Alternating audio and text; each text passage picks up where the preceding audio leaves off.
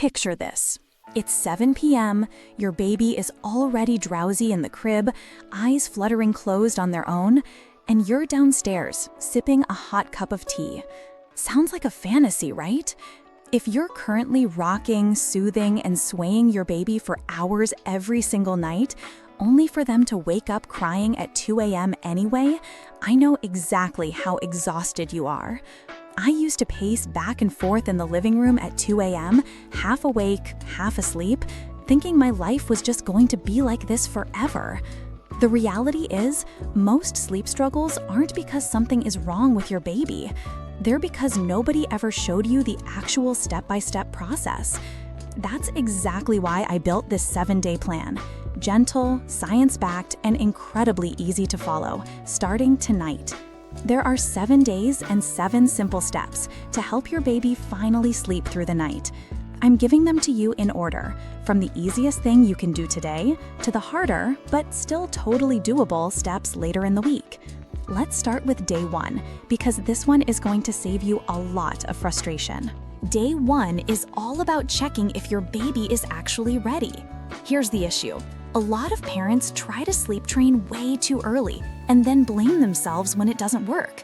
But it's not a failure, it's just biology. Did you know that newborns don't even produce their own melatonin until around 3 months old? Their sleep is biological, not trainable, before that point. According to Cleveland Clinic, most babies are ready to start around 4 months old once they hit roughly 14 pounds, about 6.3 kilograms. That's when their circadian rhythm, their internal body clock, starts to mature. Personally, I think that weight number is just a rough reference point. Every baby develops differently, so I'd pay more attention to the readiness signs than the number on the scale. So on day 1, all you're doing is checking 2 things. Is your baby around 4 months or older? And have you already talked to your pediatrician about it? If yes to both, you're cleared for takeoff. Quick win, you now know you're not too late or too early, you're right on time. Now, day 2, and this step is honestly the foundation for everything else. Building a consistent bedtime routine. Why does this matter so much? Because babies thrive on predictability. A repeated routine tells their brain sleep is coming, the same way a school bell tells kids class is starting. Here's exactly how to do it. Pick 3 to 4 calm activities, bath, pajamas, a short book, a lullaby, and do them in the exact same order, every single night, starting around the same time. When I first tried this with my own baby, I kept it simple. A warm bath, pajamas, 1 short book, always the same one, and then a lullaby. Just 4 steps, nothing more. The common mistake here is changing the routine depending on your mood or your schedule. Consistency is the whole point, so even on a rough day, try to keep the order the same. Your checkpoint for day 2, your baby starts getting sleepy cues, yawning, rubbing eyes, right around the same step in the routine. That's your body clock kicking in. Have you tried sticking to one specific routine for at least a full week yet? Which part of it is hardest for you to keep consistent?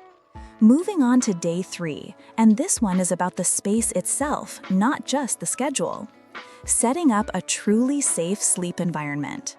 This matters because safety and sleep quality go hand in hand.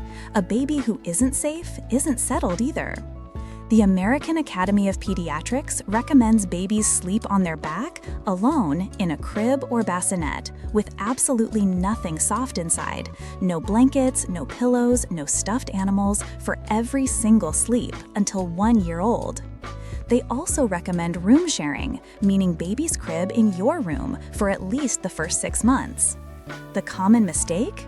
Adding just 1 soft blanket because the room feels cold, or letting baby sleep in the swing just for tonight.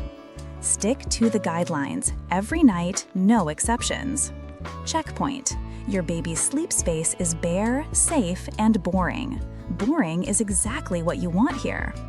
Now here's day 4, and this is where things start requiring a little more patience from you. Putting baby down drowsy but still awake? This is honestly the step most parents skip, and it's a big reason why sleep struggles continue for months. If your baby only knows how to fall asleep in your arms, then every single time they wake up naturally during the night, which happens 4 to 6 times for every baby, they'll need your arms again to fall back asleep. So instead, once your bedtime routine is done, place your baby in the crib while they're sleepy, but their eyes are still open. Personally, I think this is the hardest step emotionally, not technically, because every mom's instinct is to hold her baby until they're completely asleep before putting them down. The common mistake is waiting until baby is already fully asleep before letting them down. That defeats the whole purpose. Your checkpoint here is small but powerful. Baby closes their eyes on their own, in the crib, without being fully asleep in your arms first.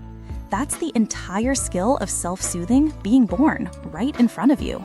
Before we get into the next steps, because they're the ones that really make or break your week, hit that subscribe button and tap the bell.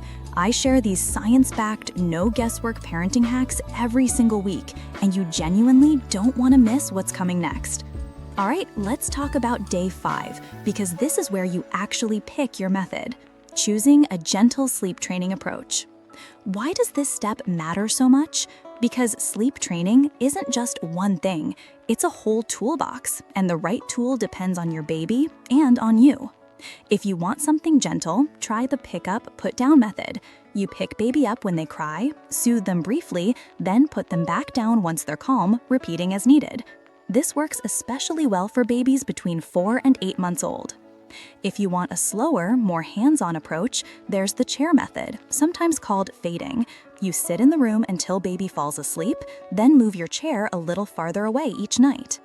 In my opinion, pick up, put down works better for moms who can't bear listening to their baby cry for long, while the chair method suits parents who are more patient and want to be right there with their baby through the whole process. The common mistake is switching methods every night because it isn't working fast enough. Gentle methods typically take 2 to 4 weeks, not 2 to 4 days, so give it real time. Checkpoint: you've picked one method and you've written it down somewhere so you don't second-guess yourself at 1 a.m. Now, day 6, and I'll be honest with you, mama, this is usually the hardest night. Pushing through the hard moments without abandoning the plan. Here's the surprise. Crying itself does raise a baby's heart rate and stress hormones a little, so it's completely normal that this feels hard on you too. But here's what the research actually shows. A major 5-year follow-up study on infant sleep training found absolutely no long-term differences in attachment, emotional health, or the parent-child bond between families who used behavioral sleep techniques and those who didn't. Not only that, a review of over 50 studies on infant sleep interventions found these methods are generally effective with no evidence of harm. I get that no evidence of harm doesn't feel very reassuring when you're actually listening to your baby cry in real time, but the data really is on your side here. The common mistake on day 6 is quitting completely the moment baby cries harder than expected, which resets progress back to 0. Instead, follow the check-in timing of whatever method you chose and give comfort without picking baby up out of the crib unnecessarily. Checkpoint: even if last night was rough, your baby is still going down in the same routine, in the same safe space. That consistency is doing more than you realize. My own baby's day 6 was rough too. There was a moment I stood outside the door, hand on the knob, seriously debating whether to go back in and pick her up. And finally, day 7, the step that ties everything together. Trusting the process even when progress feels slow. This matters because sleep isn't linear.